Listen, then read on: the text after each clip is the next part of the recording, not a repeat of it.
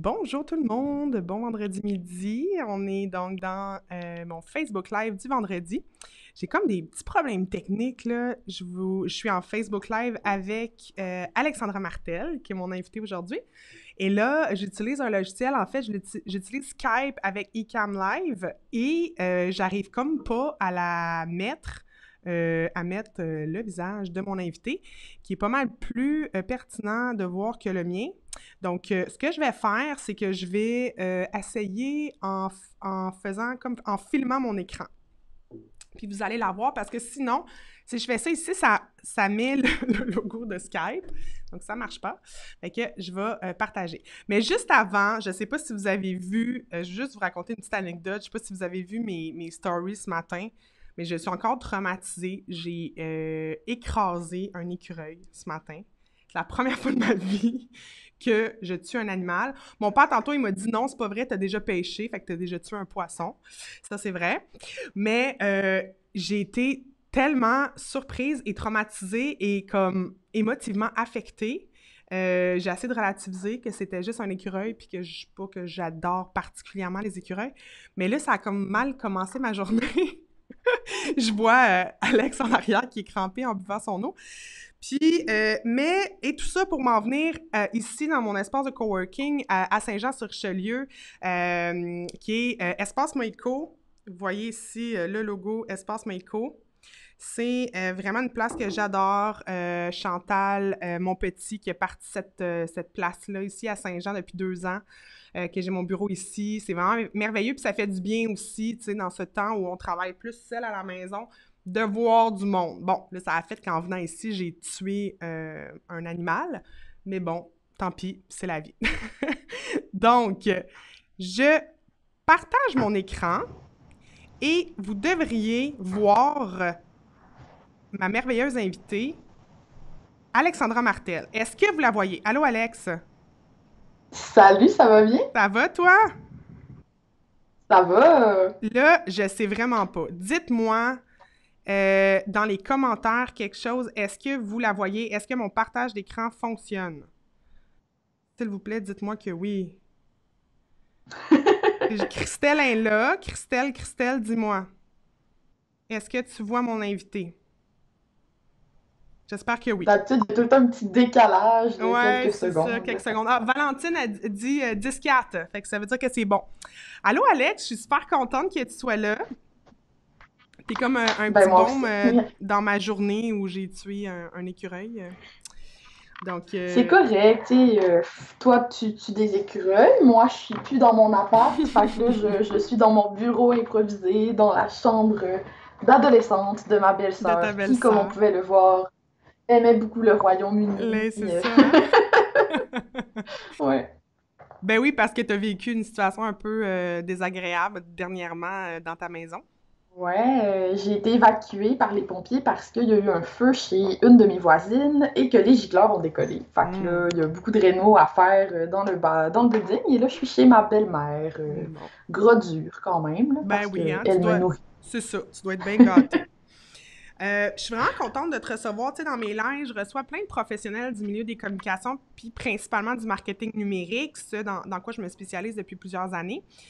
Et donc, j'ai rencontré des gens comme Geneviève Gauvin il y a quelques semaines pour parler du marketing d'affiliation. J'ai rencontré la semaine passée Philippe Bussière qui était au niveau du marketing automatisé.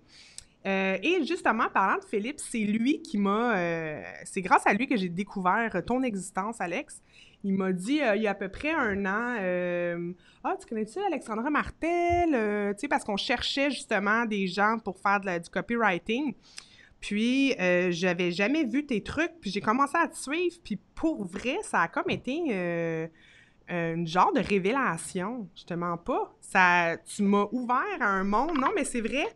Tu m'as ouvert les yeux sur certaines choses par rapport à nos réflexes en rédaction, qui sont, on va le dire, de manière générale, on écrit de façon assez plate. On écrit, ben, hein, t'es-tu d'accord avec moi? Ouais, généralement, en effet, on a tendance à se mettre en mode écriture, puis notre mode écriture n'est pas ce qu'il y a de plus captivant, intéressant ou quoi que ce soit, définitivement. Moi, j'appelle ça le corpo plate, là, Ouais. en affaires, là, quand on se met à vraiment écrire comme une entreprise, en fait, comme on pense qu'une entreprise est censée écrire. Ouais, ouais. Puis avant qu'on parle vraiment qu'on rentre dans le sujet, donc de la rédaction persuasive, j'aimerais que tu te présentes un petit peu. Il y a peut-être beaucoup de gens qui nous écoutent qui te connaissent déjà, mais quelqu'un qui te connaît pas. Donc, comment tu te présentes? Je vais faire ça vite. Écoute, moi, j'aime bien mentionner que j'ai un baccalauréat en droit de l'Université d'Ottawa parce que c'est bizarre. Ouais. En même temps, comme je le dis souvent, on a tous un parcours bizarre hein, en entrepreneuriat. Il n'y a pas de cours d'entrepreneuriat. On peut pas faire un doctorat en entrepreneuriat à l'Université de Montréal. C'est pas comme ça que ça marche, la vie. Donc, on a tous un petit peu un parcours atypique. Puis, je ne fais pas exception. Donc, moi, j'ai étudié en droit pour aboutir par toutes sortes de chemins mystérieux jusqu'à la rédaction persuasive spécifiquement. Parce que l'autre truc que j'aime bien ajouter quand je parle de mon parcours, c'est que j'aille ça écrire, j'aime même pas ça. Moi, j'ai jamais eu vraiment d'intérêt. Je veux dire, quand j'étais jeune, j'aimais bien raconter des histoires. Enfin, quand ils me faisaient écrire des histoires, je trouvais ça le fun, mais sinon, écrire, c'est assez souffrant pour moi. Je trouve ça très difficile. Tu sais, écrire un article de blog, ça m'apporte pas un plaisir immense. Là. Donc, ce qui m'intéresse, en fait, du copywriting, que j'ai traduit par rédaction persuasive en 2017, parce que quand je parlais de copywriting, tout le monde pensait que je faisais de la propriété intellectuelle, ce qui était un peu problématique dans mon cas, vu que j'avais étudié en droit, ça m'aidait les gens. Donc, la raison pour laquelle je m'intéresse à la rédaction persuasive, c'est beaucoup plus comprendre ce qui se passe dans la tête de quelqu'un quand il adhère à une nouvelle idée, quand il change d'idée, quand ses croyances sont en train de se transformer un petit peu, ou quand il pose une action, genre acheter un produit, puis être capable, par les mots que tu utilises, par tes communications, d'influencer ce processus-là. Ça m'intéresse. C'est cool. Pas mal plus qu'écrire des mots. Ouais, puis tu sais, j'ai suivi ta formation un mois à la fois. Que je suis encore, en fait. On t'offre des genres de séances à toutes les 2 semaines où on peut soumettre nos textes. C'est super concret, on peut avoir ton feedback rapidement. Mais qu'est-ce que j'aime beaucoup de ta formation, c'est que ça mêle plusieurs sphères, tu sais, la psycho, le marketing, même la neuropsychologie. Ouais. L'économie comportementale, beaucoup aussi.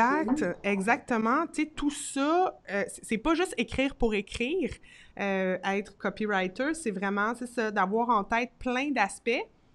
Puis principalement, au final, l'aspect le plus important, c'est la personne à qui t'écris. Hein? Donc, c'est la personne qui va recevoir ton contenu. Ouais. Donc là, tu as fait un bac en droit, donc tu te dirigeais pour être avocate. Ouais. Alors, mais ce qui est drôle, c'est que moi, j'ai toujours eu de la difficulté à me brancher. Vraiment, là. J'étais très, très bonne à l'école. C'était facile pour moi. Je pense que mes étudiants le savent de par mon contenu. J'ai un gros bonheur, un gros amour des mathématiques aussi. J'aimais vraiment... Quand j'étais jeune, je voulais être mathématicienne pendant un bon bout, là. J'aime beaucoup, beaucoup les maths. Sciences. Mais j'ai étudié en arts et lettres au cégep parce que l'idée d'avoir des laboratoires de chimie me hantait parce que je suis une catastrophe dans un laboratoire, là, pour vrai, puis j'aimais pas ça. Donc, c'est ce qui a fait que j'ai pas fait de physique, par exemple, au cégep, c'est que je voulais pas être obligée de faire de la chimie, que j'aimais beaucoup moins à cause des labs. Et là, à la fin de mon cégep, là, quand t'es rendu un peu avant là, d'appliquer à l'université, j'avais aucune idée de ce que j'allais faire. Là. C'était n'importe quoi mon affaire. J'avais pas le goût d'aller en littérature. Je me disais, voyons, je ferai pas une scène avec ça, la littérature. Et anyway, j'étais un peu écœurée de lire des livres. Là. Je me rappelle qu'à ma dernière session, j'avais 14 lectures obligatoires, là, puis j'en avais plein mon casque. J'étais vraiment écœurée de lire des romans. Puis là, je cherchais, puis j'ai un prof de philo, Fred. Salut Fred, si un jour t'écoutes mes lives, mais Fred, mon prof de philo, qui étudiait en droit en même temps qu'être prof de philo au cégep, qui m'a influencée et donné envie d'étudier en droit, en fait. Puis moi, je me voyais plaider. C'était vraiment l'aspect qui m'intéressait le plus du droit, en fait, l'idée d'aller...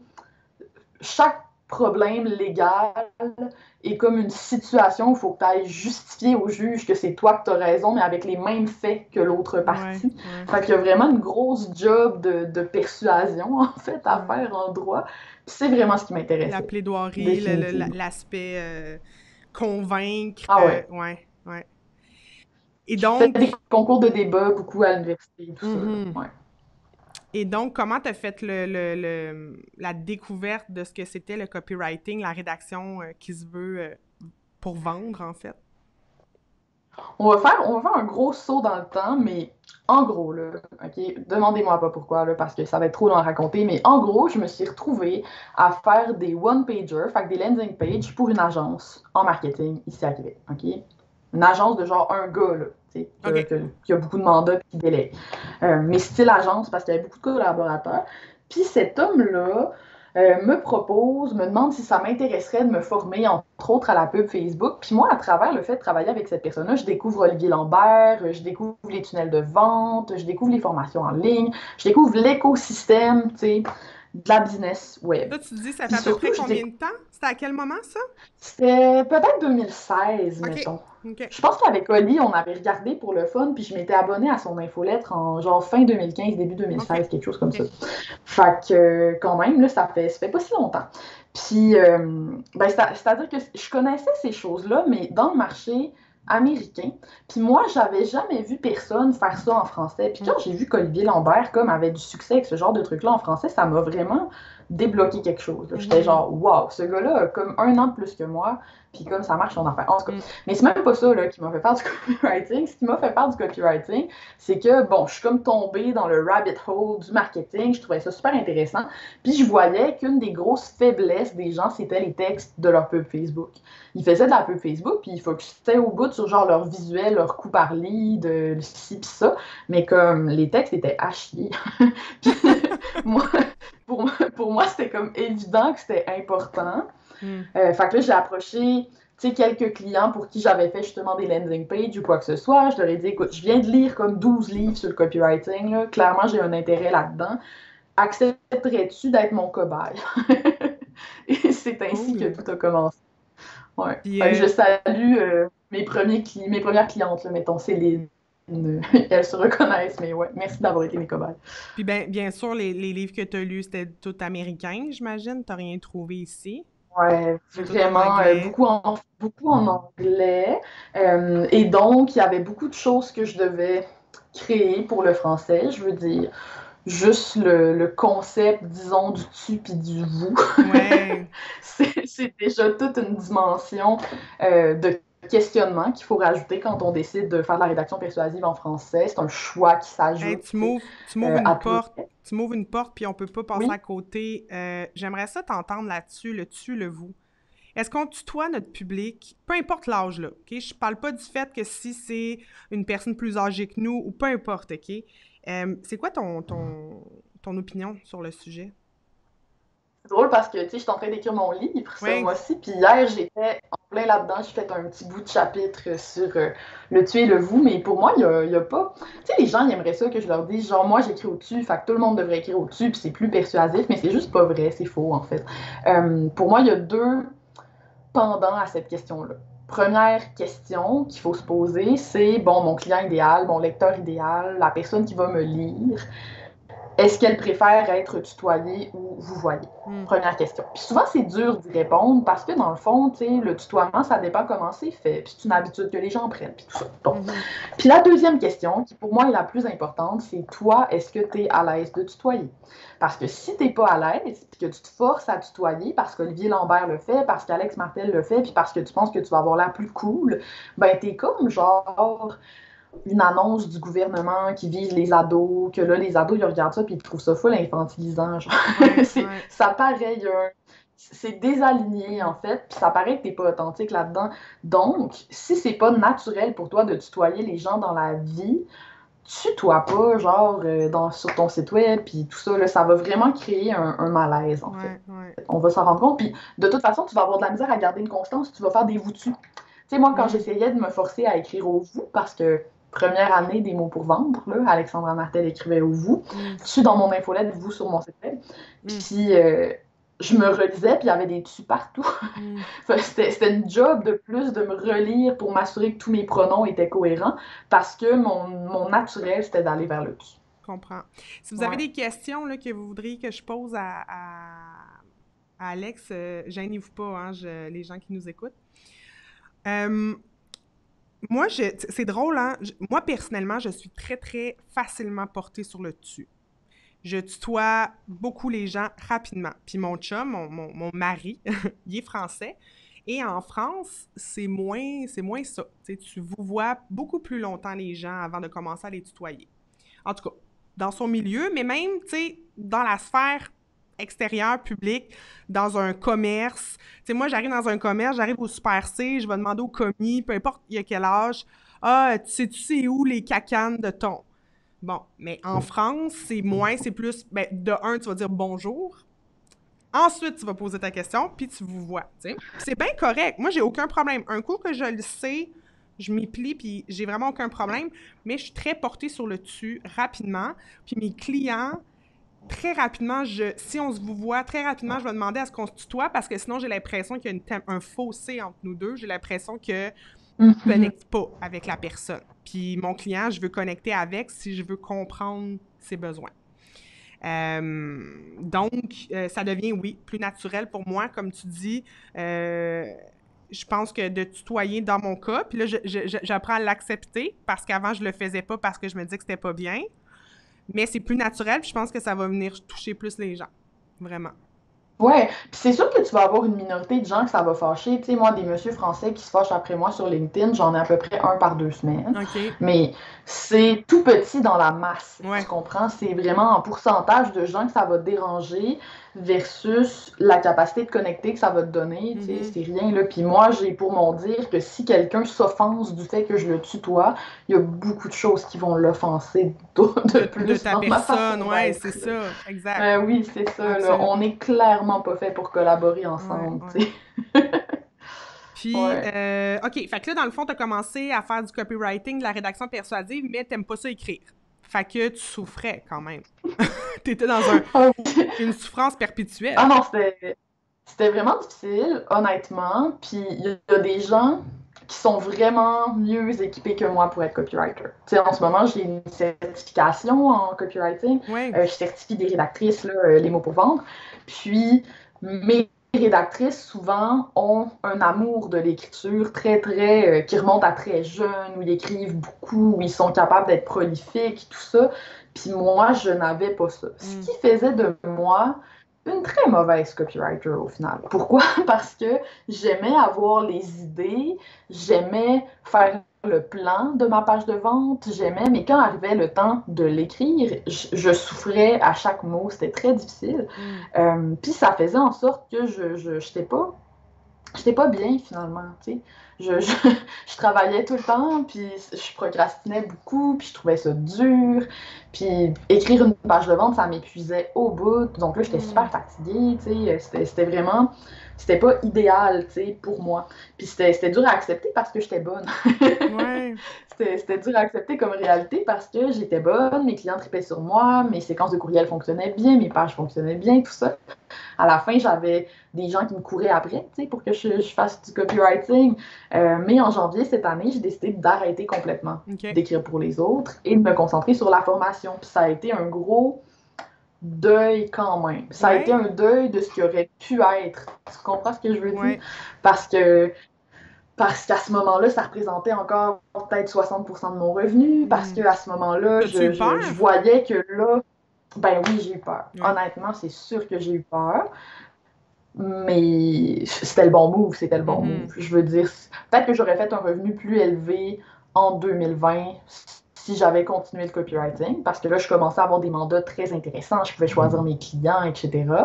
Euh, Puis là, ça se serait ajouté à la formation, tu sais, quelque part. Mhm. Mais ça m'a tellement libéré de l'énergie pour créer des choses. Tu sais, ma Ouais. deuxième formation, mettons, n'existerait pas si Ouais. j'étais encore en train de faire du copywriting. Ouais. Puis, Ouais. ouais. Puis justement, ta deuxième formation, donc là, ta première, c'est sur la rédaction persuasive. Elle s'appelle Un mot à la fois. Le nom de ton entreprise, c'est Les mots pour vendre. Des fois, je mixe les deux. Sûrement, je suis pas la seule. Mais Ouais, clairement. oui, mais t'as fait une autre formation récemment, puis tu sais quoi, je l'ai pas pris encore. Oui, Ben, je pense que là, tu l'offres plus, hein? Ton autre est comme je vais la, je vais la réoffrir la réoffrir bientôt. probablement, ouais, c'est ça, bientôt, là, l'année prochaine. OK. Parce que Ouais. c'est sur le pricing, donc comment on charge pour notre temps, notre valeur, tu sais, toutes les façons de calculer. Puis quand j'ai suivi beaucoup, tu sais, j'étais dans tes séquences courriels quand t'as fait la promotion de cette formation-là. Puis je pense que j'ai été à peu près 10 fois à deux doigts de l'acheter. Je ne l'ai pas acheté parce que ça me confronte tellement et ça me fait tellement peur de... Ah, j'aime ça, ça. Comment? J'aime ça que tu me dises C'est ça. vrai? Parce que, écoute, je trouve ça tellement confrontant tu sais, depuis que j'ai commencé, puis je sais que c'est beaucoup, j'écoutais aussi le podcast de Geneviève Gauvin avec Kaylin Johnson, qui disait qu'elle a augmenté ses prix genre 4 fois en très peu de temps. Toi, tu disais que tu avais comme, combien t'as augmenté, tu commençais à 20 quelques piastres de l'heure, puis là, t'étais rendu à 200 piastres de l'heure? C'était-tu quelque chose comme ça? Ouais, à la À la fin, en fin? consultation, c'est vraiment pour donner un exemple très, très, tu sais, clickbait, là, parce que Ouais. dans les faits, je chargeais plus vraiment à l'heure à Non, ce c'est temps-ci. Tu ça. comprends? Ce qui Ouais. coûtait 200$, c'était une consultation. Ouais.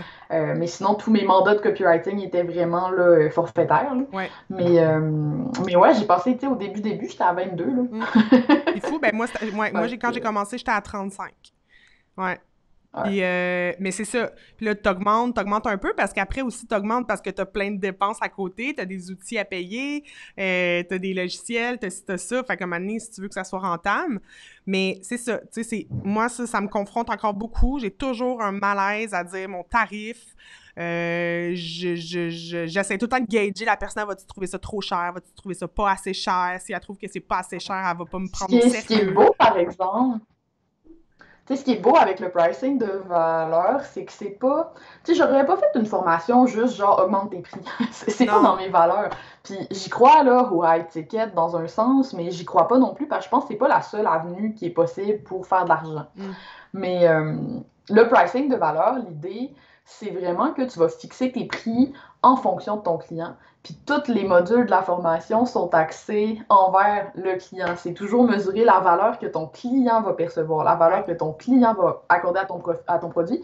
Puis tu sais, j'ai 80 entrepreneurs qui l'ont fait. Puis il y en a là, qui m'ont écrit parce qu'ils avaient été confrontés par le calcul de pricing de valeur qu'ils devaient faire. Parce qu'ils Mm. me disaient, je me rends compte que si je veux augmenter mes prix, j'offre pas assez de valeur. Il Ouais. faut que j'augmente la valeur. Ouais.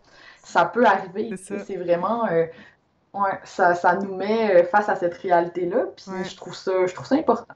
Ouais, Vraiment. c'est cool. Ben, comme entrepreneur, comme soit dirigeant d'entreprise ou même un travailleur autonome, tu sais, quelqu'un qui veut pas aller en entreprise, qui sort de l'université dans X domaine, ben, tout de suite, combien que je charge, tu sais? Combien que je charge pour mes services? Est-ce que je vais à l'heure? Puis, ce que je trouve intéressant dans ton discours aussi, c'est de dire, moi, j'ai pas envie de monnayer mes heures parce que mes heures, c'est ce que je possède de plus précieux, c'est mon temps. Puis mon temps, c'est Ouais. comme la seule chose ben, sur laquelle, tu sais, le temps passe, là. Les journées passent, puis si Ouais. t'as pas rentabilisé ou si t'as pas fait déjà quelque chose qui te plaît, ta journée est finie, là. Tu pourras plus repasser, là. Non, c'est ça. Ton temps, c'est vraiment la chose la plus précieuse que tu possèdes. Mm. Puis moi, je me suis rendue, tu sais, quand je faisais des mandats de copywriting, mettons, avant que ça se mette à bien aller, j'ai fait une pneumonie parce que je travaillais vraiment trop, puis Mm. j'avais comme une grosse grippe, puis j'ai continué à travailler dans ma grippe, puis tout ça. Puis OK. ça a tourné en pneumonie. J'ai été obligée d'arrêter pendant genre 10 jours, puis de prendre un mois vraiment Mm. relax, là, tu sais, parce que j'étais vraiment à terre. Puis ça a été mon genre de wake-up call. Là. Je pense qu'il y a beaucoup de solopreneurs qui vivent ce wake-up call-là, malheureusement, là, Ouais. qui attendent d'être malades avant de s'en Ouais. apercevoir. Mais ça m'a vraiment fait constater à quel point mon temps m'appartenait plus. Puis j'étais en train d'échanger mon temps contre de l'argent tout le temps. Là. Ouais. C'est ce qui est pas. Ce qui fait pas de sens pour moi. Mhm, mhm. Oui, puis, mais pour toi, parce que pour une autre personne, peut-être que oui, tu sais. Mais ton approche est très intéressante, puis en tout cas, j'ai pas suivi cette formation-là. Mais donc, tu dis que tu vas la repartir, la relancer en 2021, c'est ça? Absolument, absolument. Tu sais, là, j'ai 80 entrepreneurs qui l'ont testé. Je vais bientôt leur envoyer un beau sondage pour prendre leurs commentaires. Tu sais, j'ai des gens vraiment de qualité aussi qui l'ont suivi, genre des coachs que moi j'admire puis que je suis, tout Hmm. ça. Fait que j'ai hâte d'avoir le feedback. C'était un peu ma bêta, tu sais. Ouais, Je voulais voir comment les gens allaient réagir à mon contenu. C'était ma formation la plus sophistiquée en termes de pédagogie, mettons. ouais, Jusqu'ici, avec la carte de pricing que j'ai mis, oups, des heures là-dessus, ouais, puis c'est tout ça. ça. T'as créé de Fait la que documentation.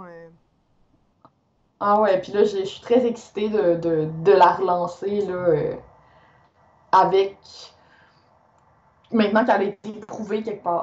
Ouais, Tu sais, ouais, que j'ai vu les résultats positifs chez les gens, dans le groupe, tout ça. ouais, Ouais, super, super. vraiment. Si on revient comme plus à la rédaction persuasive, donc le sujet Oui. d'aujourd'hui. OK, fait que de un, on se dit, c'est pas obligé d'être plate. En fait, faut pas que ça soit plate. Mhm. Et de deux, on veut pas de bullshit. Ça, c'est tes termes. Donc, persuader. Attends, c'est quoi la phrase que tu dis souvent? Ton authenticité. En tout cas, t'as comme. Je pense que c'est. Empathie, authenticité, résonance. Oui, ben les termes, mais sur ton. En tout cas, sur ton site, me semble, t'as comme un slogan, puis c'est. Écœuré Ouais, du marketing culpabilisant et de la bullshit. exactement, c'est ça. Parce que d'un bord, on a comme la rédaction qu'on a appris à l'école, donc tu sais, intro, développement, conclusion, thèse, antithèse. Bon, c'est un peu, tu sais, je donne aussi un cours de rédaction, c'est un peu ça, les modèles. J'essaie de plus en plus d'intégrer des contenus de rédaction engageante et persuasive. Mais donc, on a ça. On écrit de façon très académique, très, tu Ouais. sais, straight. De l'autre côté, ben, on a comme la rédaction qui est de la vente, qu'on a l'impression que la personne, elle essaie de nous rentrer de quoi dans la gorge. Là, on a comme l'impression que si on ne l'achète pas, on n'est pas une bonne personne. Hier, j'écoutais le podcast d'Olivier Lambert avec Mélissa et Nicolas. Il parlait d'un vendeur de, pas de balayeuse, de système d'alarme qui disait que, genre, il avait dit à Nicolas, il avait dit, quoi, tu veux pas de système d'alarme? Quoi, tu veux que ta femme, elle se fasse attaquer?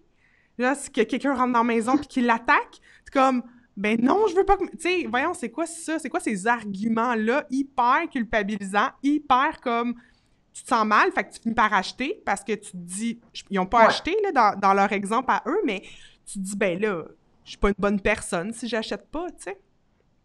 Ben non, c'est ça, c'est ça, c'est carrément ça, c'est de jouer sur les sentiments des gens de façon très négative, là. Puis moi, j'ai une écœurantite aiguë de ça. Puis tu sais, pour te faire la petite histoire, le copywriting, c'est très américain. Mm. Puis ça remonte beaucoup aux années 60, 70, 80, où c'était la grosse mode de se mettre riche en envoyant des lettres de vente.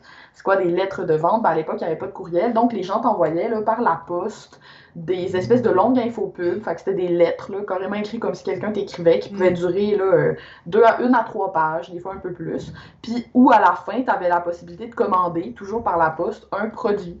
Puis le copywriter qui rédigeait cette lettre-là recevait, était souvent payé à commission, en Mm. fait. Puis c'est comme ça qu'il se mettait riche, tu sais. Puis, comment, comment dire, c'est cette tradition-là a donné naissance à beaucoup de trucs de copywriting.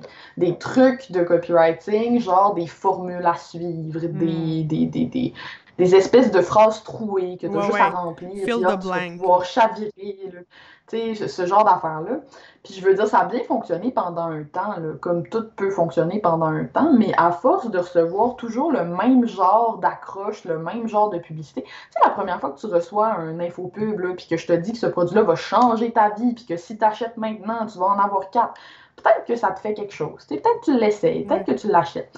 Mais quand ça fait 3 puis 4 puis 5 puis 10 puis 15 fois là, que tu vois la même de stratégie plate avec les mêmes arguments, probablement que là, tu commences à comme douter. T'sais, moi, Mm. j'appelle ça le détecteur de bullshit. Là. Le Ouais. détecteur de bullshit du monde, là, il est rendu hyper Aiguisé. Ouais. sensible, surtout dans certaines niches.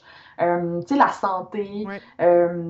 la santé, la business, le marketing, justement, tout ce qui est holistique, ces Ouais. affaires-là, c'est spirituel, c'est des niches qui sont très saturées, puis c'est des niches où les gens vont avoir un détecteur de bullshit hyper sensible. C'est-à-dire que quand tu leur donnes un e-book à télécharger gratuit, mettons, là, ils se disent pas « Oh, wow!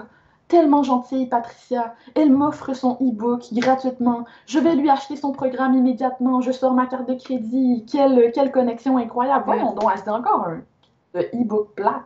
Elle est tannée parce qu'elle en a trop téléchargé qui était mauvais. Elle a fait plein de webinaires qu'elle s'est rendue compte que c'était des gros pitchs de vente puis Mm. qu'elle apprenait rien. Elle a fait... Fait que Ouais. toutes les stratégies sont en train de se brûler, Mm. en fait, Puis, ben, je de pense cette que façon-là. c'est là, de plus en plus, est-ce que tu vas donner de la valeur avant toute chose? Tu sais, ton e-book, s'il est bon, s'il y a du bon contenu, puis que tu donnes quelque chose, donc la personne t'a donné son courriel, puis en échange, elle a quelque chose d'intéressant, je pense que ça vaut encore le coup de poursuivre dans cette voie-là, d'utiliser ce type de Ah ouais. stratégie-là. Mais en effet, si ça tombe à plat ou que c'est juste de donner plus d'arguments pour vendre un produit puis qu'au final, il n'y a pas de valeur ajoutée, ben c'est clair, puis la personne, elle va se désabonner de toute façon. Donc, Ah non, c'est ça, ouais. elle va même utiliser un faux courriel. Tu sais, moi, maintenant, Mm, quand je m'abonne à des infolettes, je mets un mailinator tout le temps là, mm, pour aller voir ça va être quoi l'affaire. Puis si ça a de l'allure, des fois, je m'inscris avec mon vrai courriel. ouais, Là. mm, Mais je suis écœurée comme tout le monde. Là. ouais, C'est vraiment... Ça devient de plus en plus difficile aussi de convaincre les gens de laisser une chance à ton e-book. ouais, Parce que, tu sais, ils se sont fait mordre les doigts plusieurs fois. ouais. Donc, ce qui devient important, c'est vraiment de connecter avec les gens le plus authentiquement possible, le plus rapidement possible, pour qu'ils te fassent confiance, puis que quand tu offres un webinaire ou un e-book ou quoi que ce soit, ils soient contents pour vrai, puis qu'ils ne Mhm. sentent pas que tu es en train d'essayer de les enfiroiper dans je sais pas trop quoi. Non, ouais, absolument, absolument. Ouais, puis c'est ça, le détecteur de bullshit, comme tu l'appelles, veut pas. Bon, il y a quelqu'un qui cogne. Je, je suis désolée, non, je peux pas. Désolée. Merci, c'est pas. Laissez-le là, s'il vous plaît. C'est le facteur. Patricia. La, la, la fille à l'accueil, elle doit pas être là. Il y a du cogner dans toutes les portes parce que mon bureau, il est loin de l'entrée. Désolée, c'est le facteur, j'imagine. Un colis Amazon. Je vais le garder pour moi. Désolée. Il devait entendre parler à travers la porte, donc c'est dit, il y a quelqu'un. Il avait bien raison. Donc, tu parles de ton détecteur de bullshit. Donc, comment on fait, tu sais? On essaye d'écrire, on essaye de persuader les gens que, ben, notre produit, notre service est bon, mais c'est quoi tes trucs pour, justement, être... ne pas rentrer dans ce radar-là que les gens vont dire « Ah, elle essaie de me vendre de quoi? » Mais c'est ça qui est le plus drôle, c'est que les gens s'attendent à ce que j'ai des trucs vraiment sophistiqués pour genre contourner le détecteur de bullshit ou je sais pas trop quoi, mais comme tu peux pas le contourner, c'est ça le point. C'est que si tu trouves un truc pour le contourner, c'est comme un cheat code, tu sais, éventuellement là, les développeurs ils vont le patcher puis ça marchera plus. Fait que c'est juste pas c'est pas un bon plan, tu sais. Le seul moyen d'éviter d'activer le détecteur de bullshit, c'est de créer une connexion qui est réelle avec les gens. Puis le seul moyen de créer une connexion qui est réelle avec les gens, c'est de mettre plus de transparence dans ton marketing. Les gens, ça leur dérange pas que tu leur vendes des affaires.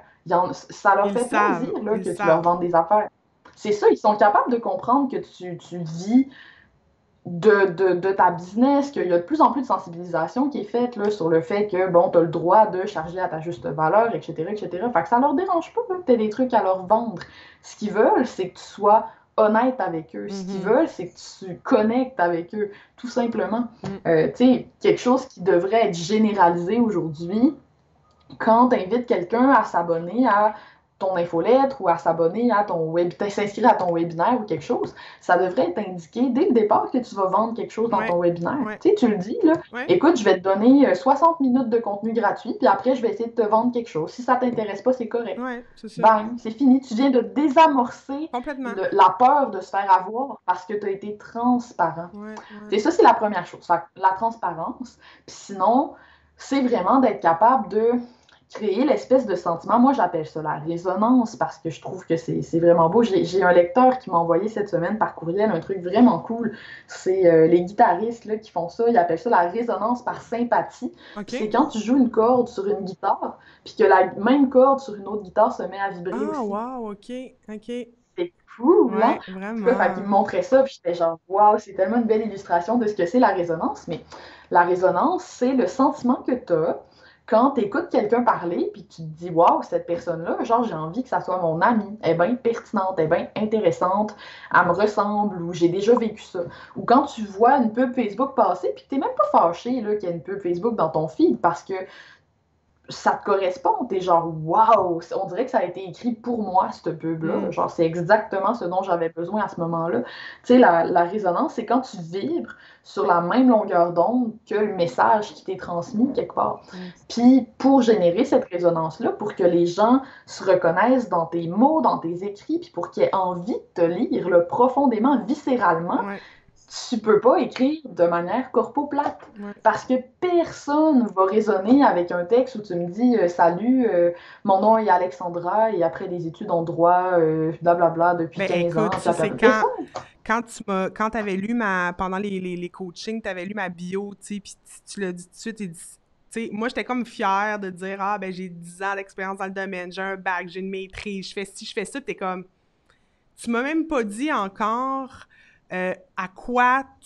comment tu peux m'aider, puis tu me sors ton CV, puis c'est plate, c'est corpo plate, puis tu sais, j'ai fait, Ouais. oh my god, ok, puis après, je suis retournée faire mes devoirs, puis j'ai une rédactrice que j'adore, Diane, qui m'aide à rédiger mes contenus, puis là, on a brainstormé là-dessus, puis là, je suis revenue avec l'idée de, tu sais, comment j'ai commencé à m'intéresser au marketing, puis c'était pour mon père qui, lui, voulait un site web, puis je me suis dit, mais je vais te le créer, puis bon, tout ça euh, a parti de là, tu sais, mais Ah, puis ça m'a confrontée quand tu m'as dit ça, là, j'ai fait comme, ah, ok, mais en même temps, as-tu vu l'évolution? Je veux dire, moi, ouais, le storytelling avec ton père, là, dans la deuxième version de cette bio-là, ouais, c'était un bijou, là. Tu sais, ouais, parce que vraiment, là, tu fais plus juste me dire, je fais des sites web puis je suis bonne. ouais, Tu viens raconter une histoire humaine à laquelle je connecte ouais. vraiment, là. Tu sais, c'était excellent. Puis là, Vraiment excellent. c'est pas sorti encore parce que c'est dans ma page de vente, justement, pour ma formation WordPress que je lance dans une couple de semaines. Mais, ouais, puis, tu sais, ça m'a même fait penser à d'autres aspects. Karine a dit, t'es pas corpo-plate, Patricia. Ah, t'es fine, Karine. Je me déniaise, là. Je commence à me déniaiser. Mais, puis, un autre aspect aussi, tu sais, je me suis souvenue, puis j'en parlais à mon chum, tu sais, que quand j'étais jeune, moi, je mettais tous mes toutous devant moi, puis c'était tous mes élèves, parce que je voulais être prof au primaire, tu sais. Moi, c'était sûr, c'était ça, que j'allais être prof au primaire, tu sais. La job à laquelle que tu vois toute la journée, c'est ta prof à l'école, fait que la moitié des filles, puis les Ouais. garçons, mais surtout les filles, on voulait tout être prof au primaire, là, tu sais. Ou s'occuper des enfants, là, tu sais, on avait déjà peut-être l'horloge bio, je sais pas, là. Moi, c'était comme... en tout cas, autre sujet. Mais bref, puis et je me suis dit, ah, il y aurait peut-être quelque chose à faire aujourd'hui, tu sais, avant c'était des toutous, là, c'est des vrais étudiants, puis j'ai un vrai feedback parce qu'on s'entend que mes toutous, ben, il se passait pas grand-chose avec eux autres, tu sais. Fait que là, je commence à mûrir peut-être un storytelling autour de ça, qui pourrait être intéressant, puis d'amener des anecdotes auxquelles les gens vont vraiment connecter, parce qu'on est beaucoup à avoir fait ça, tu sais, à avoir utilisé nos jouets quand on était jeunes, nos toutous, Ouais. pour faire comme si c'était des vraies personnes. Que les gens, je suis sûre qu'ils vont se reconnaître là-dedans. Mais bref, j'ai des beaux commentaires, je veux te les lire. Il y a Audrey qui dit Oui. c'est vraiment intéressant, j'ai toujours été mal à l'aise par le manque de transparence et d'essayer de juste attirer des gens pour vendre des trucs. Elle dit je vais essayer, je serai plus à l'aise avec cette approche-là. Fait que ton approche, ça lui plaît beaucoup. Marianne a dit chez Colorantique, on adore rédiger des blogs. Eux autres, c'est ça, ouais, parce que Colorantique, eux autres, c'est une entreprise, ils vendent de la peinture à la craie. Puis c'est le fun parce qu'ils peuvent écrire des blogs autour des projets que les gens font, en fait, tu sais. Donc des Hmm. avant-après. Fait que c'est super visuel, c'est super beau à voir. Puis il y a du contenu à rédiger autour de ça, du contenu qui est pas corpo plate. C'est Justement. super, ça. Ben, parce que je sais ce qu'ils font chez Colorantique. Euh, ouais. Par rapport, bon, on a parlé de la bullshit. J'essaie de me souvenir tous les sujets que je voulais voir avec toi. On a parlé de la bullshit, on a parlé de l'authenticité, d'être justement transparent. C'est quoi les autres? As-tu d'autres trucs ou d'autres Ben, aspects qui te...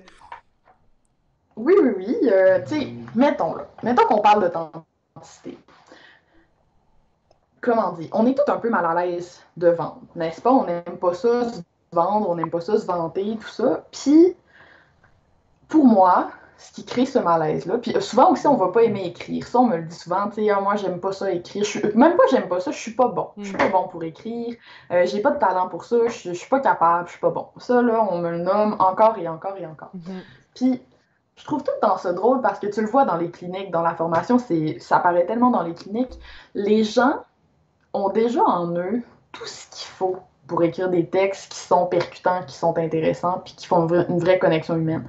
Pourquoi? Parce que l'humain raconte des histoires, genre, c'est la première affaire qu'il apprend à faire. Ouais. Raconter des histoires, parler de comment on s'est senti, mettre du suspense, insister avec, tu sais, en gesticulant, puis tout ça, pour que les gens aient de l'empathie, puis qu'ils comprennent comment on s'est senti, ce qu'on a vécu, à quel point c'était drôle, à quel point c'était triste, peu importe. C'est une des premières choses qu'on apprend à faire en tant qu'être humain. C'est vraiment naturel de raconter des choses aux autres, de potiner. Tu sais, c'est un besoin qui est fondamental à l'être humain. Puis ce qui est drôle, c'est que quand on se met dans une posture d'écriture, on fait disparaître cette force-là, en fait. C'est vraiment bizarre. On ne se ressemble plus. Ah ouais, non, Pourquoi non, on fait ça? Pourquoi? Moi, ma théorie, puis là, c'est pas prouvé, là, c'est une théorie, mais je pense que notre cerveau apprend beaucoup à généraliser certaines situations. Bon, je m'explique. Par exemple, l'écriture, quand est-ce qu'on fait ça? À moins d'avoir une passion personnelle pour ça, on fait toujours ça à l'école. On fait toujours ça dans un contexte où c'est codifié, évalué, strict. Au niveau de la forme, un nombre de mots à écrire en tel nombre de temps, puis comme que je disais tantôt, là, intro, développement, conclusion.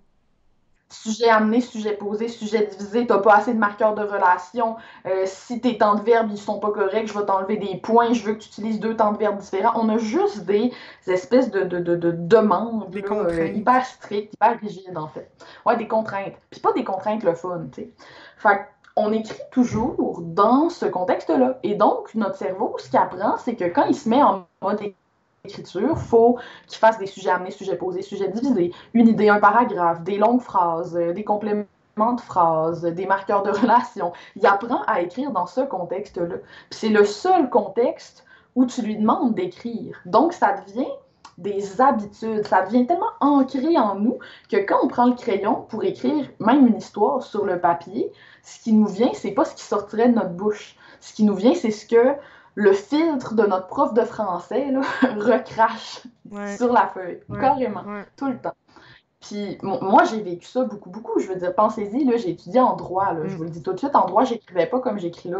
J'ai vraiment pris des mauvaises habitudes quelque part au niveau de la rédaction persuasive. T'sais, moi, j'étais la championne des longs textes infinis avec des mots qui servent à rien. C'était ma spécialité, puis les adverbes, et que j'aimais ça. Fait que, moi, la première, je faisais ça. Puis quand on se met à écrire comme ça, qu'est-ce qui disparaît? C'est nous. Notre personnalité disparaît complètement.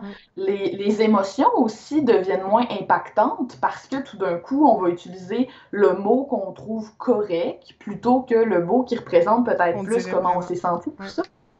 Tu sais, si je te raconte une histoire, là, mettons que je te parle de ma première conférence. J'aime ça parler de ma première conférence parce que j'étais stressée à mort, OK? À mort. Là, je te le dis, là, j'étais stressée à mort, je souligne comme ça, puis tu vois dans ma face que c'est vrai que j'étais stressée. Tu le ressens, tu vis de l'empathie. Si je t'écris à ma première conférence, j'étais stressée, tu me vois pas, tu la sens pas, cette émotion-là sur mon visage. Puis tu peux pas saisir le stress que je ressentais, puis à quel point j'étais pognée, là, parce que je suis pas là à serrer le poing en avant de toi. Tu comprends ce que je veux dire? Fait que quand on écrit, si on veut projeter notre personnalité puis nos émotions aussi bien qu'on le fait quand on est devant notre ami, aussi bien qu'on le fait quand on se parle de vive voix, ben il faut compenser pour ça. Puis la meilleure façon de le faire, c'est de raconter. C'est-à-dire que plutôt d'écrire à ma première conférence, j'étais stressée, t'écris Patricia, à ma première conférence, j'étais tellement nerveuse que mon poil se hérissait jusque dans mon cou. Le conférencier qui passait juste avant moi, c'était Patrick Leroux, un gars qui a des années d'expérience comme conférencier. Puis plus il parlait, plus je me sentais petite dans ma chaise, plus mon cœur se serrait dans ma poitrine, puis plus mes mains étaient moites. J'en pouvais plus. À un moment donné, je me suis levée, j'ai traversé la salle, là, tu sais, tu tasses les genoux des gens là, pour essayer de sortir de là, puis tu regardes par terre parce que là, ça va pas, tu fais quasiment une chute de pression, puis je suis allée m'enfermer dans les toilettes. Là, tu le sens, mon stress. Ouais, je le vis. Là, tu le vois, mon stress. Je le Même ressens. à... Ouais, ouais, ouais, ouais. Exactement. Puis, non seulement ça, mais si je te l'écris en utilisant mon vocabulaire à moi, tu sais, au lieu d'écrire, justement, euh, j'étais très stressée lors de ma première conférence, si je t'écris, hey, t'as pas idée, à ma première conférence, j'étais stressée à mort, point. Mm, C'est beaucoup plus naturel, c'est ma vraie façon de parler. Tu peux entendre Alexandra dans ta tête en train de te dire ça. mm, Fait que ça, c'est mon deuxième point. Mon deuxième point, c'est de, de redonner à l'écriture cette capacité-là que tu as déjà à l'intérieur de toi, comme tous les humains, de raconter plutôt que de simplement relater des ouais, faits. OK? ouais. Réapprends à te raconter Mm, quand tu écris, à faire transparaître les émotions, puis aussi ta personnalité. mm, Puis finalement, le dernier point, dernier conseil qui est central là, en rédaction persuasive, qui est super important, c'est que on oublie à l'école, à quoi ça sert écrire quelque part? mm, À l'école, on écrit pourquoi? On écrit pour un prof. On écrit pour avoir une note. On écrit pour avoir une bonne note. On écrit pour notre ego aussi quelque part parce qu'on veut l'avoir, la bonne note, puis on mhm, veut que notre texte ait l'air intelligent. ouais. Mais on oublie que l'écriture, c'est une forme de communication. À quoi ça sert écrire, là, au final? Ça sert à être lu. Tu sais, Ouais. l'écriture, je sais plus quel auteur a dit ça, c'est peut-être Stephen King, mais je suis pas certaine. Mais j'avais lu, en tout cas, à un moment donné, puis ça m'avait tellement marqué par un auteur, l'idée qu'écrire, c'était comme une forme de télépathie. Parce que toi, à un moment donné, tu es assis quelque part, tout seul dans une pièce. Tu as des pensées dans ta tête, Mm, des écrits dans un article de blog, dans un courriel ou peu importe. Puis à des lieux, là, à des kilomètres d'où tu te trouves, à des heures d'où tu te trouves, peut-être à des années si le texte mm, vieillit bien, tu sais, il y a quelqu'un, quelque part, qui va recevoir ces idées-là dans sa tête à lui, tu sais. Puis vous n'êtes pas l'un en face de l'autre, c'est quand même c'est hot. exceptionnel le pouvoir que Ouais. ça te donne, Mm, tu sais, au niveau communication, tu sais, pour ouais. communiquer. Puis faut pas oublier ça. Faut pas oublier que quand tu écris, il y a quelqu'un de l'autre côté de la page qui va te lire. C'est à ça que ça sert. C'est Ouais, ça que tu es en ouais, train de faire. ouais, Tu n'es pas en train d'écrire pour être bon, là. ouais. Tu es en train d'écrire pour avoir un impact. Mhm, Puis là, c'est là que tout le côté empathie rentre en ligne de compte. La personne qui est de l'autre côté de la page, qu'est-ce qu'elle aime? Est-ce qu'elle va rire à cette joke-là? Et quelles questions elle va se poser que je peux anticiper puis auxquelles je pourrais répondre? Moi, j'appelle ça faire passer ton écriture d'un monologue à un dialogue. mm. Puis, tu sais, quand tu parles au début, tu parlais de raconter des histoires, tu sais, puis tu dis que dès qu'on est jeune, on se fait raconter des histoires, mais aussi on raconte, tu sais, mes enfants, mais mon fils principalement, qui a 3 ans et demi, qui là commence à avoir un très bon langage. Mon chum, c'est lui qui raconte les histoires le soir, tu sais, puis des fois, mon fils va venir le lendemain, comme essayer de me raconter soit un livre ou une émission de la Patte Patrouille, là. Mais bref, il y a des histoires quand même, mais qui va me dire, bon, un tel a fait ça, puis il est tellement comme, il apprend à développer son langage, il apprend à développer son imagination, puis c'est tellement, ça fait partie de son quotidien, puis c'est comme si on le perdait, ça, avec les années, tu sais, en vieillissant, on devient comme là, il faut que ça soit, tu sais, très, justement, tu sais, plus, euh, euh, moins romancé, plus des textes, tu sais, très, je sais pas comment le dire, très, très strict, tu sais, si on veut.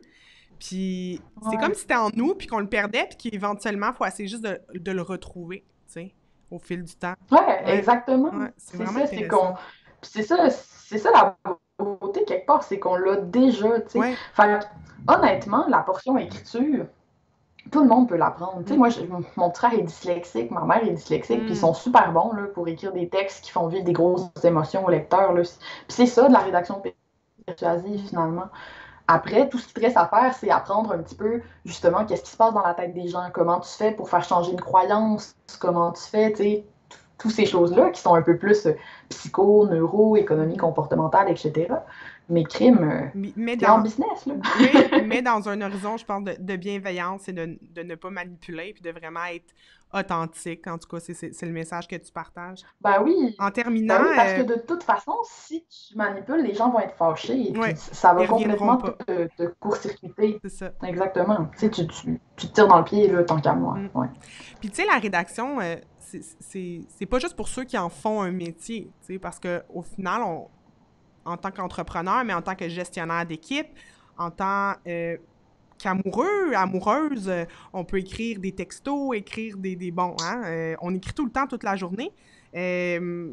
Donc, ces notions-là que tu donnes depuis tantôt, tu sais, je les vois beaucoup comme pour, mettons, apprendre à un futur rédacteur à écrire, mais finalement, c'est bon pour tout le monde. Tu sais, ceux qui nous écoutent, si vous ne faites pas ça à la journée longue, ben peut-être que vous écrivez des courriels à journée longue, vous en recevez à journée longue, tu sais, vous écrivez, peut-être que vous ne faites pas des pubs Facebook, mais vous envoyez des messages, des messengers, des Instagram, etc. Donc, c'est aussi dans cette petite rédaction du quotidien que ce que tu dis est vrai. C'est pas juste Ah ouais. pour rédiger une Non, non, page mais de même, vente, là.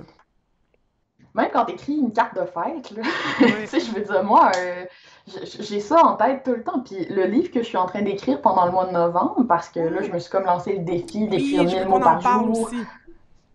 Oui, Ah, c'est terrifiant. c'est Mais le terrifiant, livre que oui. j'écris au mois de novembre est beaucoup plus grand public. C'est pas un livre pour les entrepreneurs, c'est vraiment un livre pour n'importe quelle personne qui veut améliorer son pouvoir de persuasion, finalement. Tu Mm. sais. Parce que, mettons, là, on vit toutes des situations où ce serait utile pour nous d'être capable de présenter nos idées d'une façon qui va les rendre attirantes, d'une façon qui va les rendre intéressantes pour réussir à faire changer les choses, à propager nos façons de penser, etc., etc. Puis, ouais, je pense vraiment que c'est utile en Mm. dehors de l'entrepreneuriat et du marketing, Oui, oui, définitivement. vraiment. Puis, oui, on va finir avec ça, ton livre. Je t'avais écrit cet été, je pense. Je t'avais écrit, je voulais savoir si t'allais bientôt sortir un livre. Et tu m'avais dit, je pense, ça fait comme des mois et des mois que je suis supposée, que j'ai des idées, mais que ça aboutit pas. Puis là, tu t'es lancé vraiment un défi assez incroyable, là. Je suis pas encore allée voir, OK? J'ai pas eu le temps cette semaine là, d'aller voir tes contenus, mais tu les rends accessibles à tous. Ça, c'est complètement fou, là. Parle-nous rapidement de ce processus-là. Ben, en fait, ça fait 2 ans que je veux écrire un livre. Puis, moi, s'il y a une chose que j'ai de la misère à faire dans la vie, c'est me forcer à faire quelque chose qui me tente pas. J'ai beaucoup de misère à trouver la motivation. J'ai lu tellement de livres sur genre la productivité pis ci pis ça pour essayer de trouver la recette magique de la motivation. Mm. Mais la réalité, c'est qu'il n'y a pas de recette magique de la motivation. Mm. La réalité, c'est que la motivation vient soit de l'extérieur de toi, quand tu as un deadline, une pression externe qui est assez forte, Ouais. soit de l'action. C'est-à-dire que tu passes à l'action, puis la motivation va embarquer après que tu aies passé à l'action. Mm-hmm. Fait que j'ai essayé toutes sortes d'affaires pour écrire mon livre, je me fixais des deadlines moi-même, tout ça, puis ça marchait pas parce que j'aille ça écrire, puis c'est très difficile pour moi un projet comme ça, c'est la chose la plus tough que j'ai eu à faire depuis longtemps, tu sais. Je veux dire, moi j'écris un texte de 2000 mots, puis je suis épuisée après. Là. Fait que là, faire quelque chose de comme 30 000 mots et plus, c'est vraiment épeurant pour moi. Et donc, j'étais pas capable de me motiver à le faire. Sachant que ce serait extrêmement difficile d'aller la chercher, cette motivation intrinsèque-là qui vient dans l'action, puis que là, clairement, je n'étais pas capable, je me suis dit, OK, comment je pourrais faire pour influencer mon cerveau de manière à ce qu'il soit quand même motivé? C'est en allant me chercher une valeur externe, des gens qui regardent ce que je fais, de qui je suis, on dit accountable en anglais, tu sais, à qui je suis Redevable, redevable ouais, c'est ça. Tu te de commets. Tu te l'avancement. commets envers des gens, ouais. Exactement. Ouais. Puis là, j'avais déjà essayé avec mon chum. Tu sais, avec mon chum, on m'avait fixé des objectifs. Si tu réussis, tu vas avoir telle affaire. Puis ça avait même pas marché parce que Comme c'était un tellement frustrant enfant. que j'abandonnais quand même. Si tu réussis, tu vas Ah avoir ouais, une c'était. surprise. Ah non, c'est horrible. Puis moi, j'ai le pire cerveau pour ça. C'est mon défi de vie constant. Puis même pour ma formation, ça a été pareil. Ça a été Ça très a dur de dû. faire ma formation. On dirait par contre qu'une fois que tu l'as fait une fois, là, tu sais que tu peux le faire. Fait que créer ma deuxième formation, ça a été vraiment mieux. Fait qu'en tout cas, bref, tout ça pour dire qu'écrire mon deuxième livre, ça devrait mieux aller. Mais pour écrire mon premier livre, j'étais pas capable. Fait que j'ai décidé, dans un élan de bravoure, I guess, là, témérité, disons, parce que je suis pas sûre. En tout cas, c'est intense un peu, ça me sort vraiment de ma zone. J'ai décidé d'écrire mon livre devant tout le monde. Donc, n'importe qui peut rejoindre le groupe Facebook Alex écrit son premier livre, où je nomme mes émotions, où je dis comment ça va, comment ça avance, à combien de mots je suis rendue, comment je me suis sentie cette journée-là, etc. Et où on a accès à mon manuscrit. Donc, tu peux carrément me regarder écrire dans mon manuscrit Live. en direct. Mm. Live. Ça marche vraiment parce que au moment où on se parle, j'ai mon dashboard là, avec tous les mots que j'ai écrits par jour puis tout ça, fait que je peux te le dire Oui, vas-y, exactement. Là. vas-y. Au moment où on se parle, je suis à 6741 mots après 5 jours. Wow. Fait que quand même, là, ça va bien, T'étais là, donné mon 1000 mots défi. par jour. Puis C'est ça, hein? 1000 mots par jour, exactement. OK. Mais là, mon chum m'a dit que si j'en faisais 2000 hier, j'allais avoir un brunch dimanche, Oh, et donc je me suis forcée hier. yes! Ah, il va te faire à déjeuner Mais, ou mais on va vous commander. allez commander un brunch? Un Parfait, c'est brunch. merveilleux. Puis, C'est ça. et est-ce que tu as Ouais. déjà ta maison d'édition ou tu vas-tu t'auto-produire? Comment tu... Pas du tout. Moi, j'aimerais bien être éditée par un éditeur. La raison, c'est que là, ce que je suis en train d'écrire, c'est ce que j'aime appeler pour mes étudiants un premier jet gênant. Oui! Donc, vraiment, le premier jet, pas révisé, que je veux juste vomir des mots puis arriver à Le quelque chose. PJG. Après, je vais ouais, le PJG. Après, je vais certainement le réécrire une première fois par moi-même, mais j'aimerais beaucoup travailler avec un éditeur Ouais, qui me relie, qui me fait ses commentaires. J'idéalise beaucoup ce processus-là. Tu sais, j'en rêve, ça fait longtemps ouais. d'écrire un livre, j'aime cette idée-là. Donc, j'aimerais me trouver un agent, genre littéraire, qui va pouvoir soumettre mon manuscrit à ma place parce que j'ai pas le temps de faire ça. Pour passer par le vrai, entre guillemets, processus Ouais, d'édition. ouais. Après, si ça fonctionne pas, c'est sûr que je vais m'auto-éditer parce que j'aurais pas écrit tout ça pour rien, Ben là, quand non, même. Là. clairement. Mais, Ouais. mais je croise les doigts pour... j'aimerais ça être en librairie. Tu sais. Je voudrais que ma Oui! grand-mère puisse aller Oh acheter my mon God, livre à Alma. tellement! Mais ça, c'est un méga nanane, là, au bout, là, la carotte au bout du bâton, là, de se dire, tu sais, tu vas faire tout ça, puis si... Moi, je vois pas comment tu pourrais ne pas être édité, là. Il y a du monde avec bien moins de talent que toi qui écrivent des livres, là. Mais bref, C'est drôle, mais tu sais, l'industrie du livre au Québec, c'est quand même hyper compétitif. Tu sais, je ouais. pense qu'il y a beaucoup de bons auteurs, puis tout Oui, c'est ça. Puis sûr. c'est de trouver aussi le bon fit de maison C'est d'édition, tout ça. ça. Ouais. Mais tu sais, j'ai hâte de voir. Puis écoute, je pense que je vais pouvoir leur dire que j'ai une bonne communauté, en tout cas, qui va acheter mon Ouais, livre aussi, déjà en partant. Fait exactement, que ça, c'est bien. exactement. Cool. Hey, je veux Ouais. qu'on fasse une version, une deuxième partie. Ça te tente, là, on continue la discussion en 2021. Là, je vais faire, là, je fais comme 10 lives, puis je veux en faire 10 autres à l'hiver. Puis si ça t'intéresse, j'aimerais beaucoup qu'on se rejase. J'essaie de tenir mes lives dans 1 heure, comme tu sais, de midi à 1 pour l'heure du lunch, puis que là, après, les gens retournent travailler. Fait que on va s'arrêter là-dessus, mais je te remercie, Alex. T'es vraiment mon coup de cœur de 2020. Hey, je veux juste te dire, Merci. j'avais écrit dans mes objectifs, dans mon Trello, dans mon outil que j'utilise pour mes tâches, j'avais écrit cet été créer ma première formation en ligne comme mon idole, Alex. Puis je parlais de toi, Wow! je te le jure. OK! Parce que quand j'ai Incroyable. suivi ta formation, j'ai fait comme, écoute, ça a tout changé, vraiment, là, dans ma façon de voir le marketing, dans ma façon de l'enseigner, parce que je l'enseigne aussi depuis 8 ans à l'UQAM, dans ma façon de me brander moi-même, En tout cas, bref, on en reparlera, là, mais... Ah, ça va me faire plaisir. Ouais, ah, t'es fine. Cool. Hey, je te remercie vraiment. J'espère que ça a bien été, le live, parce que vu que je faisais un partage d'écran, j'espère que ça n'a pas trop saccadé. Mais il y avait du monde, fait que j'imagine que c'était correct. Fait que je te remercie beaucoup. Bye tout le monde. Passez un bon après-midi, puis profitez des genre 20 degrés qu'on va avoir toute la fin de semaine. Fait que merci beaucoup, Alex. À bientôt. Hey, bye bye, Patricia. Bye. Salut.